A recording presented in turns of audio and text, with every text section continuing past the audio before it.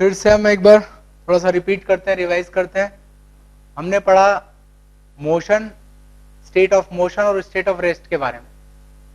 तो अगर किसी ऑब्जर्वर के रेस्पेक्ट में ऑब्जेक्ट का या पार्टिकल का पोजीशन टाइम के साथ चेंज होता है तो हम कहेंगे कि ऑब्जेक्ट मोशन कर रहा है।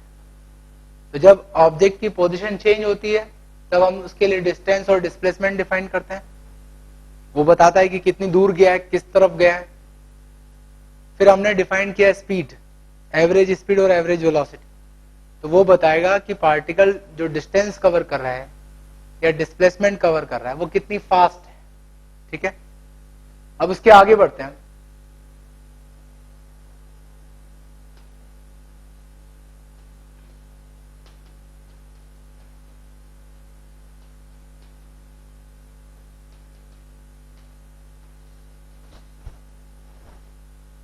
अब हम बात करते हैं मोशन इन वन डायमेंशन की। जैसा कि मैंने कहा कि पार्टिकल की पोजीशन चेंज होगी टाइम के साथ स्पेस। ठीक है, तो उसकी पोजीशन को अगर आप एक ही वेरिएबल के फॉर्म में डिफाइन कर पाते तो हम कहेंगे that is motion in one D. ठीक है, मतलब उसकी पोजीशन को डिफाइन करने के लिए एक ही वेरिएबल की जरूरत है, बाकी दो वेरिएबल में कोई चेंज नहीं आ रहा है, तो उसको कहेंगे मोशन इन वन डायमेंशन। ठीक है, तो जब भी पार्टिकल का मोशन स्ट्रेट लाइन में होता है, स्ट्रेट लाइन में जो मोशन है उसको हम कहेंगे motion in one dimension. Right, कुछ एग्जांपल लेते हैं। ठीक है, जैसे किसी भी ऑब्जेक्ट को अगर इस तरह से छोड़ा जाए अर्थ के आसपास तो वो सीधे नीचे की तरफ आता है, ग्राउंड की तरफ। ठीक है, तो मोशन अंडर ग्रेविटी, ग्रेविटी के इन्फ्लुएंस में जो मोशन होता है that is motion in one dimension, क्योंकि पार्टिकल स्ट्रेट लाइन में ट्रेवल करता है। तो उसकी पोजीशन को डिफाइन करने के लिए बस आपको ये जरूरत पड़ती है कि ग्राउंड से कितनी हाइट पर है, तो हाइट के फॉर्म में आप बता सकते हो उसकी पोजीशन। ठीक है, आपको ये नहीं बताना पड़ेगा कि ये राइट में है या लेफ्ट में है या आगे है या पीछे, क्योंकि सिर्फ वर्टिकल लाइन में इसका मोशन हो रहा है। ठीक, या फिर एक स्ट्रेट रोड है, उस स्ट्रेट रोड में एक कार सीधे चल रही है स्ट्रेट, तो that is also motion in one D. तो इसकी पोजीशन सिर्फ इस लाइन में चेंज हो रही है, बाकी y डायरेक्शन या z डायरेक्शन जो है उसमें कोई चेंज नहीं है। ठीक, ना तो ये ऊपर जा रही है ना इस तरफ आ रही है, आगे जा रही है। ये एक ही वेरिएबल की जरूरत पड़ेगी इसकी पोजीशन को डिफाइन करने। इसे समझो, एक इंक्लाइंड है, इंक्लाइंड प्लेन, इस पे एक ब्लॉक को रख दिया जाए, मान लो ये स्मूथ प्लेन, तो ये ब्लॉक स्लाइड करेगा इस। ठीक है, तो इसका मोशन भी एक स्ट्रेट लाइन में होगा, इस लाइन में ये सीधे नीचे की तरफ आएगा। So that is also motion in one dimension. अच्छा, एक और बात, ये मत सोचना कि एक ही तरफ चलेगा तभी वन डी कहलाएगा। फॉर एग्जाम्पल, जब मैं इस चौक को ऊपर फेंकता हूं तो ये चौक ऊपर जाती है फिर नीचे आ जाती है, but through out it's motion particle की जो लाइन है वो सेम रहती है। जिस लाइन में वो ऊपर जा रही है उसी लाइन में वापस नीचे भी आ जाती है। ठीक है, तो that is also motion in one D. ठीक है ना, स्ट्रेट लाइन में मोशन।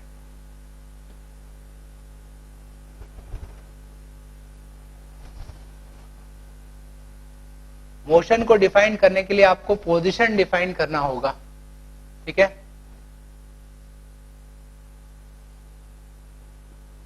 सबसे पहले हम डिफाइन करते हैं पोजीशन।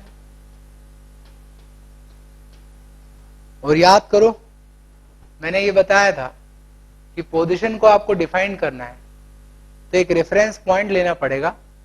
से ऑब्जर्वर जहां खड़ा है वो बताएगा कि कोई ऑब्जेक्ट कितनी दूर पर है और किस डायरेक्शन में। ऑब्जर्वर से दूरी, डिस्टेंस और डायरेक्शन, उसके फॉर्म में आप पोजीशन को डिफाइन करते हो। सबसे पहली बात, जिस भी लाइन में पार्टिकल का मोशन हो रहा है उस लाइन को आप कोई एक्सिस मान लो। मान लो इस लाइन में मोशन हो रहा है तो इसको मैंने एक्स एक्सिस कह दिया। ठीक है, तो पार्टिकल का मोशन होगा तो सिर्फ उसका एक्स कोऑर्डिनेट चेंज होगा, वाई और जेड में कोई चेंज नहीं, राइट। अब इसमें आपको कहीं ना कहीं रेफरेंस पॉइंट लेना पड़ेगा जहां पर हम ओरिजिन सेट करेंगे। मान लो कि जहां ऑब्जर्वर खड़ा है वहीं पर हमने क्या किया, ओरिजिन सेट कर दिया, ठीक है। अब दो बातें मैंने बताई थी पोजीशन में, दैट इज ऑब्जर्वर से कितनी डिस्टेंस पर है और किस डायरेक्शन में है, इससे आप बता सकते हो कि पार्टिकल की पोजीशन क्या है। जहां तक डायरेक्शन का सवाल है, दो डायरेक्शन है इस ऑब्जर्वर के फ्रेम में कहूं मैं, तो ये लेफ्ट और ये राइट, ठीक है। तो या तो पार्टिकल इसके लेफ्ट में होगा या फिर राइट में होगा। तो लेफ्ट और राइट ना कहते हुए इस डायरेक्शन को मैं प्लस कह देता हूं और इस डायरेक्शन को माइनस, ठीक है। अब हम पार्टिकल की पोजीशन को डिफाइन कर सकते हैं, ठीक। मान लो कि कोई पार्टिकल इस पोजीशन पर है, राइट, और ऑब्जर्वर से इसकी डिस्टेंस है 20 मीटर, राइट। तो इस पोजीशन को कैसे डिफाइन करेंगे, तो पोजीशन ऑफ पार्टिकल, क्योंकि हमने इस एक्सिस को एक्स कहा है तो पोजीशन को मैं एक्स से डिनोट कर रहा हूं, ठीक है।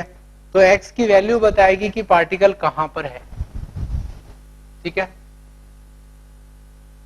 तो एक्स की वैल्यू बताएगी पार्टिकल कहां पर है।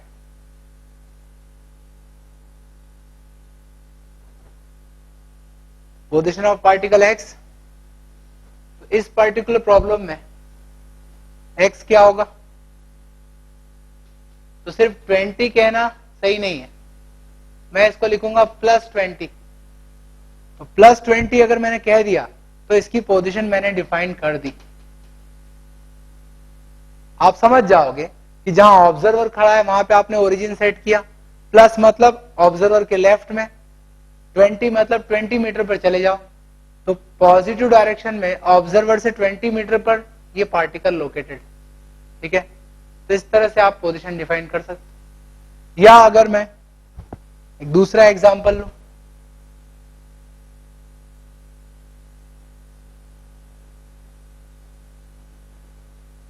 कोई पार्टिकल यहां पर है, ऑब्जर्वर से 10 मीटर की दूरी पर है। अब इसकी पोजीशन को हम कैसे लिखेंगे,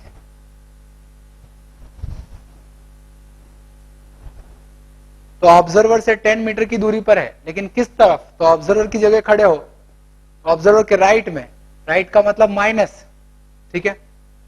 तो मैं लिखूंगा इसकी पोजीशन को x = -10 मीटर।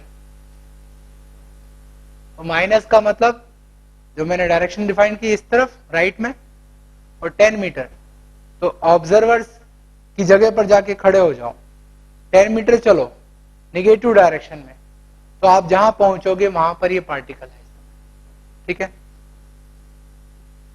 तो x कोऑर्डिनेट जो है वो डिफाइन करेगा पार्टिकल की पोजीशन को। तो आपको ऐसे केस में रेफरेंस कहीं ना कहीं सेट करना पड़ेगा, 0 सेट करना पड़ेगा, ठीक है।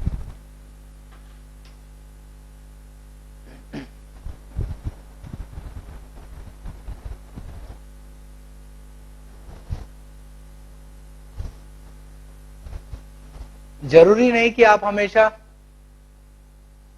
एक्स ही डिफाइन करो पोजीशन के लिए। फॉर एग्जांपल मैं वर्टिकल मोशन की बात करूं, मोशन अंडर ग्रेविटी, ठीक है। एक पार्टिकल है या एक स्टोन है जिसको गिरा दिया, तो ये सीधे नीचे की तरफ आ रहा है, तो ये भी कैसा मोशन है, मोशन अलोंग स्ट्रेट लाइन।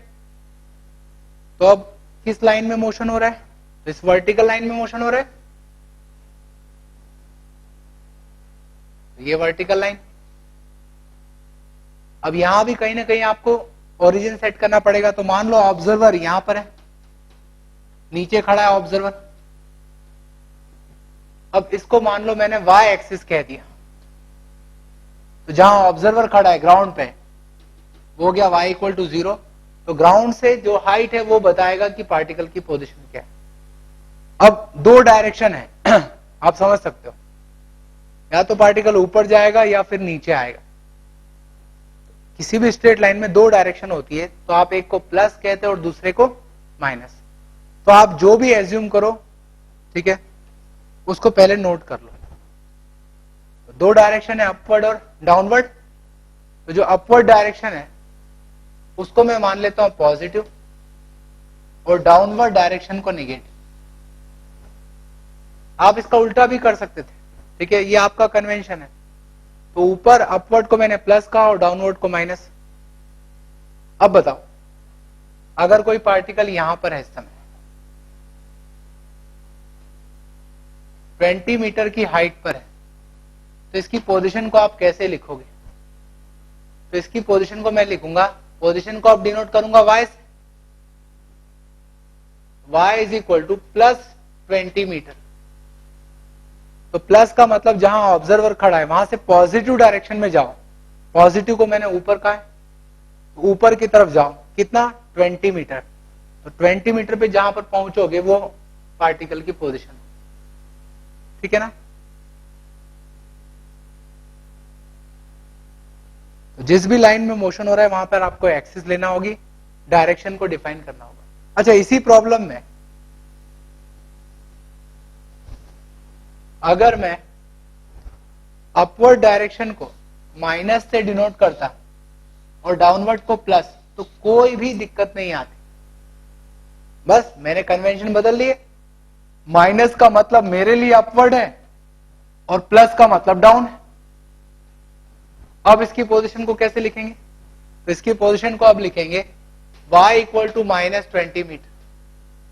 तो माइनस का यहां मतलब है ऊपर, तो जहां पर ऑब्जर्वर खड़ा है वहां से 20 मीटर माइनस मतलब ऊपर की तरफ जाओ, तो आप उस पोजीशन पर पहुंच जाओ, ठीक है। माइनस और plus it doesn't matter, but आपको पहले डिफाइन करना चाहिए कि प्लस और माइनस का मतलब क्या है, ठीक है।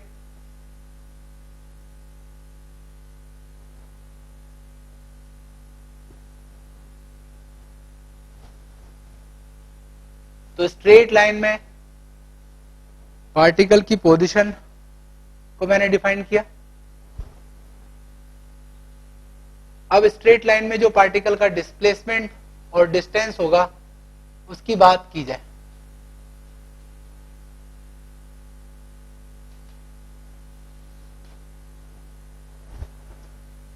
समझना, से इस लाइन में मोशन हो रहा है, इसको एक्सिस कहा हमने, मतलब एक्स के फॉर्म में पोजीशन को डिनोट करना है, राइट। यहां पर हमने रेफरेंस पॉइंट लिया, ठीक है, जिसके रेस्पेक्ट में हम बात करेंगे, मतलब वहां पर ऑब्जर्वर है, ठीक। इस तरफ प्लस लिया, इस तरफ माइनस, ठीक है। अब आप समझ सकते हो कि इस लाइन पर हर पॉइंट का कुछ ना कुछ कोऑर्डिनेट होगा, जिसको हम एक्स के फॉर्म में लिखेंगे। इस तरफ पॉजिटिव एक्स होगा, इस तरफ निगेटिव एक्स, तो एक्स की कुछ ना कुछ वैल्यू होगी। मान लो किसी मोशन में, जर्नी में पार्टिकल एक पॉइंट ए से दूसरे तक जाता है, ठीक है। तो ये उसका इनिशियल पोजीशन है और ये फाइनल।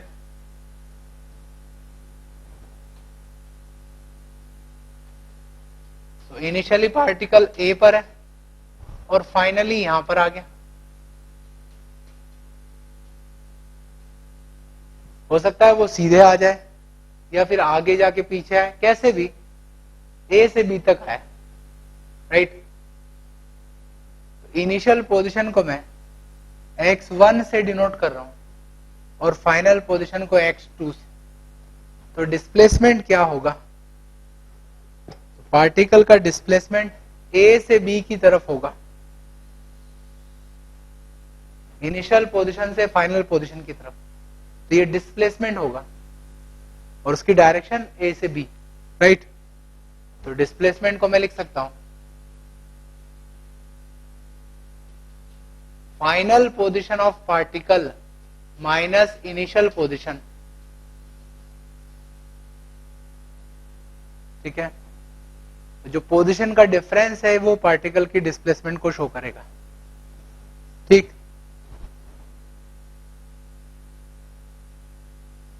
और अगर मैं डिस्टेंस निकालना है तो डिस्टेंस का मतलब एक्चुअल पाथ और actual length of path covered by particle, वो तो डिपेंड करेगा कि कैसे मूवमेंट हो रहा है, बट डिस्प्लेसमेंट तो इनिशियल और फाइनल पोजीशन पर डिपेंड करेगी। ठीक है,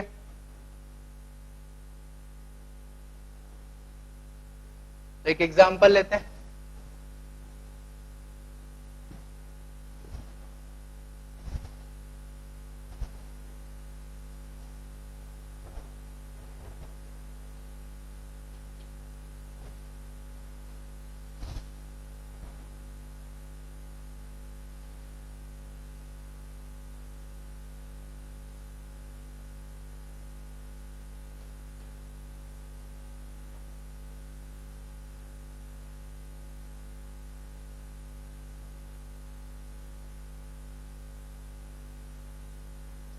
पार्टिकल ए से बी तक जा रहा है सीधा स्ट्रेट लाइन में, उसका डिस्प्लेसमेंट बता रहा है। पोजीशन दी है, initial position is x equal to -10 metre and final position is x equal to +50 metre. तो इसका डिस्प्लेसमेंट बताना है, right. So displacement is final position that is +50 minus initial that is -10 metre, तो +60 मीटर हुआ displacement. ठीक है, +60 का मतलब समझो, जहां से शुरुआत हो रही है वहां से आपको पॉजिटिव डायरेक्शन में जाना है, तो ये पॉजिटिव डायरेक्शन हुई और इसके अपोजिट ये नेगेटिव। पॉजिटिव डायरेक्शन में जाना है, कितनी दूरी पर? 60 मीटर। 60 मीटर के बाद आप यहां पर पहुंच जाओ। ठीक है, +60 मतलब आप पॉजिटिव डायरेक्शन में जा रहे हैं। और इसके अपोजिट अगर ये पार्टिकल बी से ए की तरफ आता तो इसका डिस्प्लेसमेंट क्या होता? अगर बी से ए की तरफ जाता तो उस केस में डिस्प्लेसमेंट हो जाता final position that is -10 minus initial position 50, तो -60 मीटर। मतलब यह है कि अब इनिशियल पोजीशन ये हो गई, इससे निगेटिव डायरेक्शन में जाना है, मतलब पीछे की तरफ, कितना? 60 मीटर, तो वो हो गया इसका डिस्प्लेसमेंट। ठीक, तो याद रखना डिस्प्लेसमेंट एक वेक्टर क्वांटिटी है, मतलब जिसकी डायरेक्शन होती है। तो यहां पर प्लस और माइनस का मीनिंग है, क्योंकि प्लस और माइनस डायरेक्शन को शो कर रहा है। आपको शुरुआत में ही बताना होगा कि प्लस और माइनस किस तरफ, तो प्लस और माइनस यहाँ पे डायरेक्शन को शो करेंगे, तो यहाँ पर उसका मीनिंग है। बट यही बात अगर हम डिस्टेंस की करते तो वहां पर प्लस माइनस का कोई मीनिंग नहीं होता। मान लो आप ए से बी तक जा रहे हो, तो कितनी डिस्टेंस हुई? 60 मीटर। बी से ए आए 60 मीटर, टोटल कितना डिस्टेंस? 60 + 60 120 मीटर। वहां प्लस माइनस नहीं है। ठीक है, प्लस माइनस डिस्प्लेसमेंट में डायरेक्शन का रोल प्ले करता है, राइट।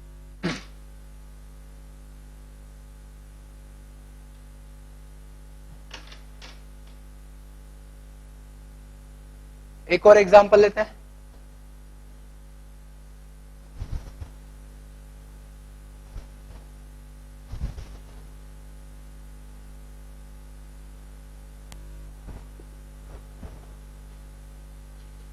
एक इंक्लाइंड प्लेन का एग्जांपल है। ठीक है, ध्यान से समझना। इस इंक्लाइंड प्लेन पर पहले मैं नोट कर दूं पोजीशन को। स्ट्रेट लाइन, इस स्ट्रेट लाइन में मोशन होगा। मैं डायरेक्शन सेट कर लेता हूं पहले। मान लो कि अपवर्ड डायरेक्शन को हम पॉजिटिव कह रहे हैं और downward, down the incline is negative. ठीक है,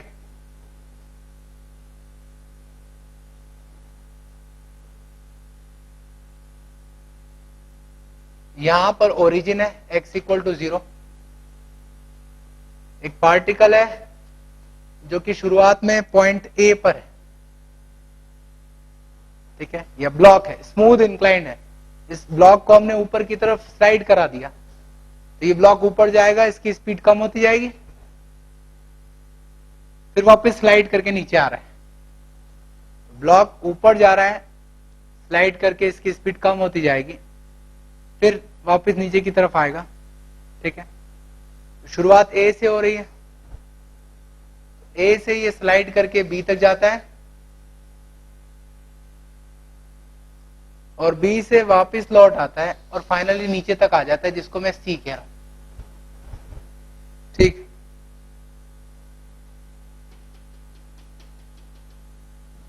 अब इसके डिस्प्लेसमेंट हमें बताना है, डिस्टेंस और डिस्प्लेसमेंट हमें दिया हुआ है, ए का कोऑर्डिनेट, अच्छा हमें एक्स वाई जेड कुछ लेना पड़ेगा, तो जो एक्सिस है उसको मैं एक्स कह देता हूं, नो प्रॉब्लम। एक्स ए हमें गिवन है -10 मीटर, क्या मतलब है इसका, जहां पर ओरिजिन है वहां से निगेटिव डायरेक्शन में 10 मीटर पर ए, ऐसे ही एक्स बी +30 मीटर, तो ओरिजिन से पॉजिटिव डायरेक्शन में 30 मीटर पर, एक्स सी -50 मीटर, तो ओरिजिन से नेगेटिव डायरेक्शन में 50 मीटर, ठीक है। तो हमें बताना है total distance and displacement covered by particle, तो डिस्टेंस कितना कवर किया है, यस डिस्टेंस ए से बी तक जा रहा है, ये 10 मीटर है और ओरिजिन के आगे कितना है 30, तो 10 + 30 40 मीटर ऊपर गया, फिर नीचे कितना आया, तो सी की पोजीशन है 50 -50, तो ओरिजिन के बाद 50 है, समझना, ए से ओरिजिन तक 10, ओरिजिन से बी तक 30 मीटर, फिर बी से वापस ओरिजिन पर आएगा तो 30 मीटर, फिर ओरिजिन से सी तक जाएगा तो 50 metre, so total distance is 30 + 10 + 30 + 50, ठीक है, तो 120 मीटर, इतना डिस्टेंस कवर किया। और यही अगर हम डिस्प्लेसमेंट की बात करें, डिस्प्लेसमेंट है final position minus initial position, शुरुआत ए से हो रही है और फाइनली सी पर आ रही है, तो फाइनल पोजीशन है एक्स सी माइनस इनिशियल है एक्स है, राइट, सो -50